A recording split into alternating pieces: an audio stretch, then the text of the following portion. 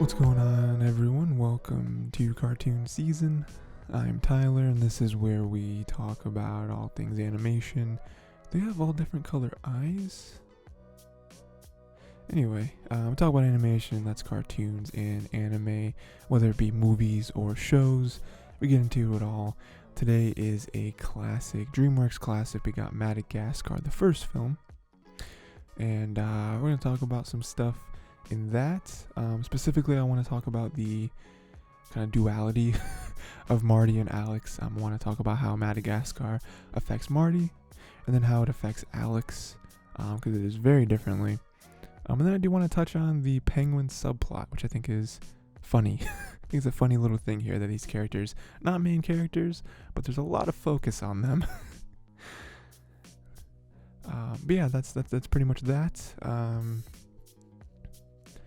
Yeah, before I get into it, make sure to go to the Tiger T YouTube channel where you can find more episodes. Man, I forgot to plug something last episode. It doesn't matter. I just gotta get in the routine, that's all. YouTube Tiger T, as well as any other podcast platform. In the description, I'm gonna leave the YouTube link, as well as a link to my little webpage that I got that lists all of the links for the podcast platforms. All that good stuff, because there's a million of them. There's a lot. And then let's get into it. Madagascar. So like I said, first I want to talk about how Madagascar affects Marty. Top of this, Marty has a midlife crisis, right? Getting to that age, he's like, oh man, I got a lot of time left. Going over that hill, right? And it's like stuff I want to do. I've been in the zoo the whole time. Aren't there times where you think there might be something more? Might be something better? You don't know. Grass is always greener, I guess, but in this time, what if it is greener? And he thinks that so much that he actually leaves the comfort of the zoo to go to Connecticut, quote unquote. Doesn't make it to Connecticut, just spoiler. But yeah, I mean, he thinks that so much, and he's like, I gotta do something. There is more out there, and I'm gonna find it. And then once they get to Madagascar, he is ready to party with the lemurs. The one that's there, Gloria, Melman, Alex, they ain't about it. They're like, I don't know about this. I don't know these people. They're wild. Marty's just like, let's get it. This is what we need to do. This is what I need. We're going to party. We're going to have the time of our lives here. So he's already very quickly, maybe too quickly, kind of forcing it a little bit, but he wants to get acclimated to this lifestyle. And also when the discussion is thrown up yet again, he doesn't really want to go back to the zoo. He's like, I'm good here. This is a good opportunity for us. Like, we can start new. We can start fresh. We are animals. Yes, we've been in captivity in the zoo, but this is somewhere where I at least feel like I belong. And, you can see both sides of it, of course. But to his point, to his credit, he does immediately adapt very well to the island. He built his nice little paradise he has over there, where his little tree roof, and he's got levers, and he's got like seaweed water and stuff that's gross, but he is trying to build something. Whether it works out or not, in his mind, this is a good opportunity. He wants to give it his all, unlike his zoo mates, right? And even through all of that, he doesn't really get arrogant. He's still open to all of his friends joining him. He's like, hey, Gloria, come over here. Let's get it. Melman, Alex, like he never closes his door. He's never really one that's like, I told you so. He's more just like, we can have fun here. It's a good spot. This is what I at least have been dreaming of for a very long time, and we're here. Why don't we try to enjoy it? Instead of and it's something too where it's like you can look at it as like, why obsess over trying to get humans here? It's like, there's no way for us to contact humans here. Like, we don't have the technology. You can go over there, build like a little torch or whatever, but like, that's just on the off chance someone sees us. Like, sure, we can do that in the background, but like, let's actually try to make this worth it and not just be miserable all day, every day. And I think that's really where his character shines, so that, I mean, that's really where that closes off. It's small, but I feel like everything I just mentioned, it shows his character and how much he has grown through Madagascar and what his take on it is, right? And how useful he can be, and how, not only physically, because he's able to just build a bar, but also mentally, where like he tries to lift up everyone's spirits. Although I think Alex is the opposite. Madagascar affects Alex very differently. First of all, he likes his life at the zoo. He has his nice little heating pad thing. He knows how the zoo operates. He gets his steak delivered to him. He's the life of the party. Everyone wants to go see Alex, the lion. So why would he ever want to leave? Attached to that, he's scared of making the rescue trip to Marty. As much as he loves Marty, he's terrified. He's like, leaving the zoo? I've never left my enclosure. We're gonna go to the zoo, or we're gonna go to outside, and then we're gonna go see other people, and then like, are we gonna have to actually go to Connecticut? Like, this is crazy. Why would he ever want that? And then when he reaches them, he blames Marty for ruining their lives. Like, he really thinks their lives are ruined at this point. And part of me can't blame him. It is very, very different right now. Things have happened today that have not happened at any other time before. But even right there, you see a little bit of his privilege showing, where it's like, he is the star, so it's like, in his mind, everything is perfect. There's nothing wrong with the zoo. There is no place on earth that could possibly be better than this. And then he really turns on Marty, especially when they reach Madagascar.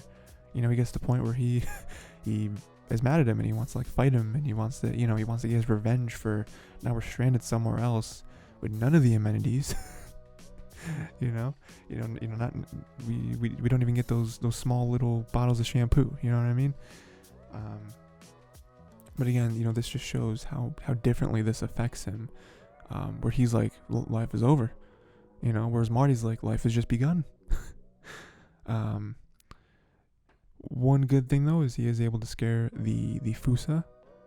So that's another little Madagascar aspect to his character sheet.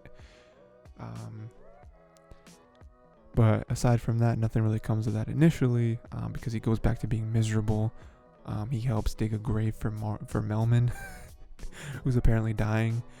And then he tries to build a Statue of Liberty, to apparently for other people to see him, other ships, other helicopters, rogue surfboarders. He tries to build Statue of Liberty. That doesn't work. That kind of goes up in flames. But even then, you can see how miserable he is and how desperate he is to get off of this place. And even then, going more towards him down in the dumps, he refuses to join Marty. He's like, nope, I'm not going to your side of the island. I see that you're building stuff over there. I don't want it. That's tainted. It's not good. I don't want to be like you. And then he even built another thing. Now he builds a help sign, which turned into a hell sign. Very funny, very, very funny physical comedy right there. But then later on, he does kind of look over, and he realizes how sad his part of the island is. And he also does a lot of thinking, where he's like, you know what, maybe I have been kind of a jerk. He goes over to Marty's side of the island, and he apologizes. He apologizes. I'm a jerk. We should work together. We should, we're family. This is how things should be. Which is nice. You know what I mean? Because that's something that I feel like there are points in which there's not a lot of communication, between all four of these people. And especially Alex and Marty, where it's like they're supposed to be best friends, but I feel like I would say more so on Alex's side, where it's like he just kind of has his own idea for what things should be. I don't necessarily think he's a control freak, but I think he just has his own little perfect world. And if anything goes outside of it, he's like, no, that's wrong. No, that doesn't make sense. Why would we want to do that? But I think this is a very big moment for him to kind of compromise and to reach out his olive branch and to be like, you know what? Yeah, I'll meet you halfway. We'll do this together. And then we get weird. He bites Marty in his sleep. That's not cool. But again, we see how Madagascar affects Alex, where he is the only carnivore. Wait, that's not true. Aren't hippos also carnivores? But no, I think that hippos are omnivores, whereas lions are straight carnivores. So that's why Gloria probably won't be going crazy with the meat sweats, but Alex is. He bites Marty. So again, another way it affects him, where it's like he needs meat, he needs some steak. That starts turning him into a wild animal.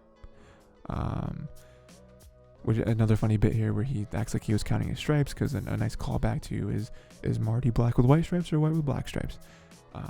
Very funny. And then he starts running on all fours, cued up by Marty, and this also turns him more into a wild animal, where he starts feeling the rush, feeling like, oh, this is right. This is how I'm supposed to travel. And then later on, in more the descent into Alex's madness, he sees everyone as meat, all the lemurs, his friends, everything like that as walking steaks. And then he attacks Marty for real. That is unfortunate, because we were hoping that would never happen again, but it did. And this is kind of the defining moment in which everyone is like, oh, Alex is different.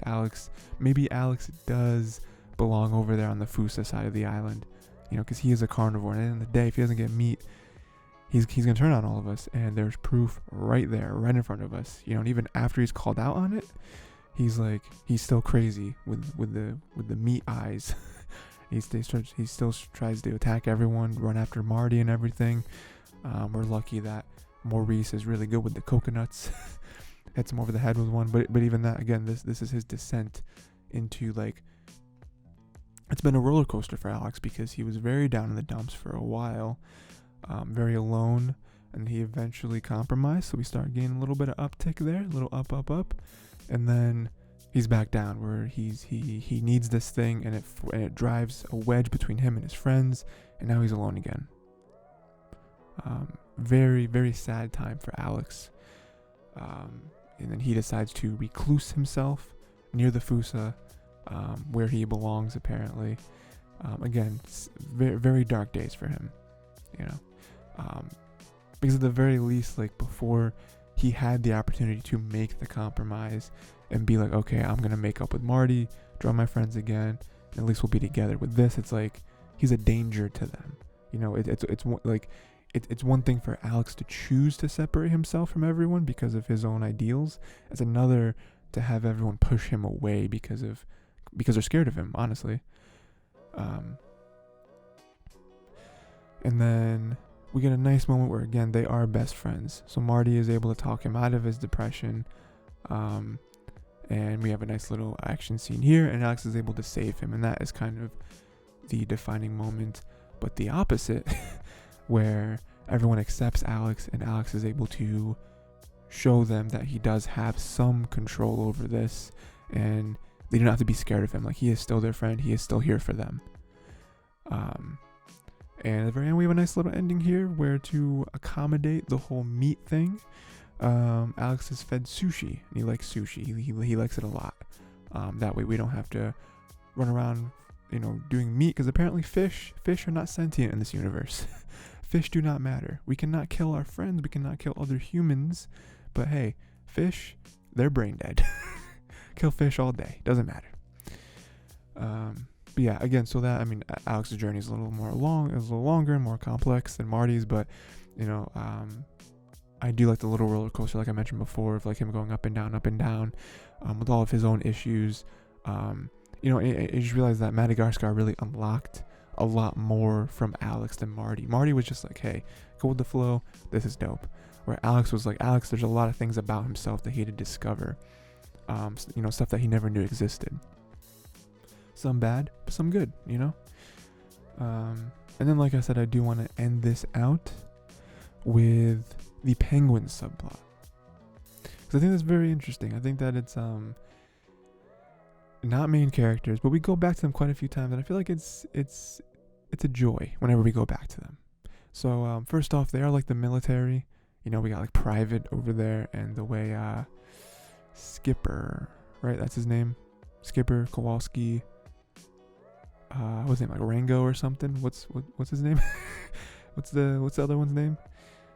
Skipper, Kowalski, Rango. I don't know his name. I'm gonna say Rango. I know it's not Rango. I'm gonna say it's Rango though.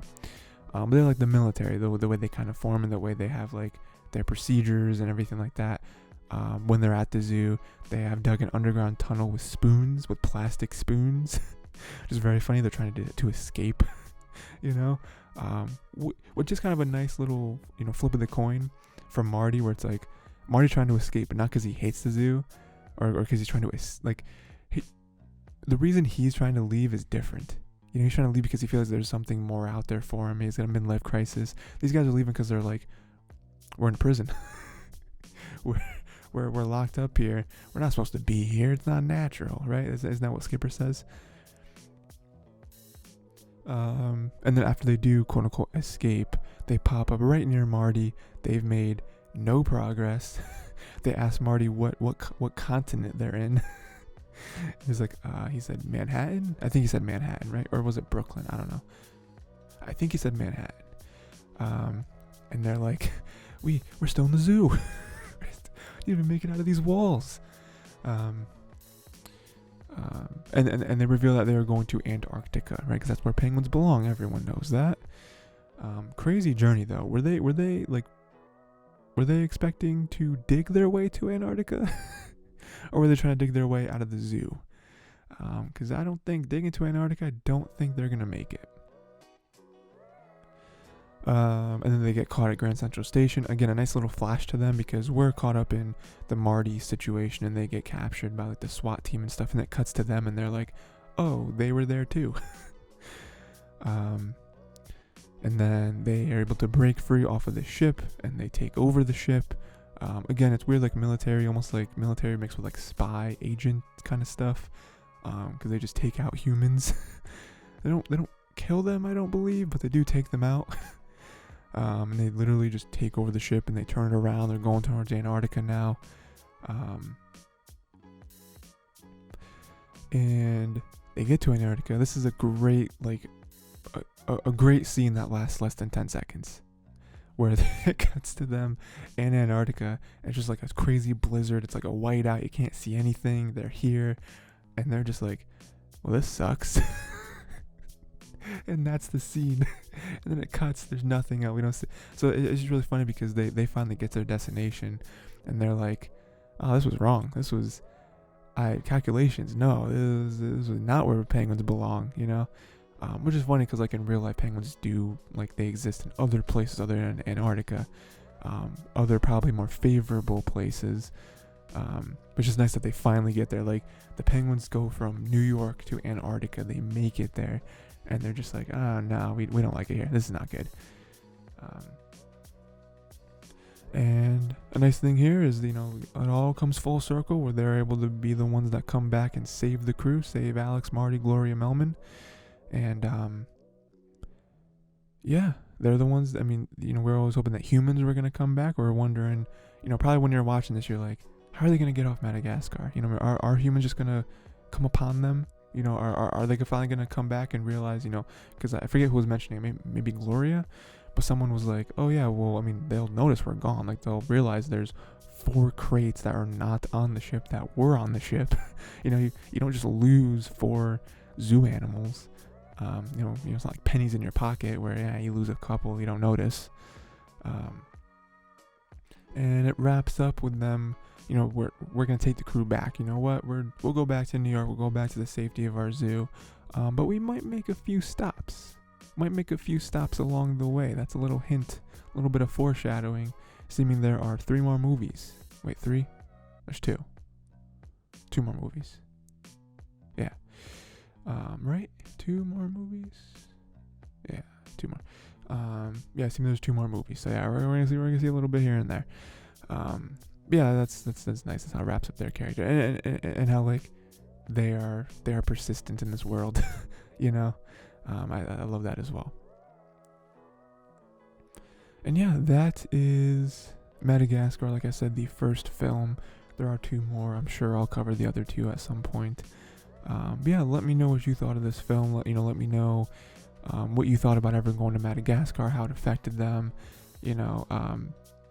Who you would probably be like out of the four when it comes to getting dropped on an island you don't know of, and as well as what you thought of the penguins, because I think they are, I think as the movies go on, they get more and more prevalent, and we'll see where their evolution goes. We did also have a show, Penguins of Madagascar, good show. And yeah, that's pretty much it. So that's all for Madagascar. Like I said, I'll cover the other ones. Like I said, go to YouTube, Tiger T, or other podcast services. Links for all that stuff will be in the description. I also have starting to do the whole Twitter thing. There's a Tiger T Twitter as well as my own personal Twitter. Tiger T one is usually for updates and uploads.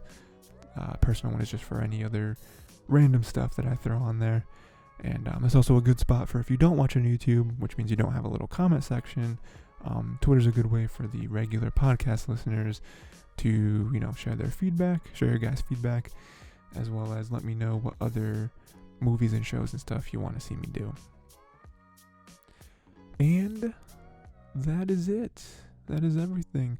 So until next time, maybe watch a second movie, maybe do the second one. If you haven't seen it already, it's pretty good. I remember it being pretty good.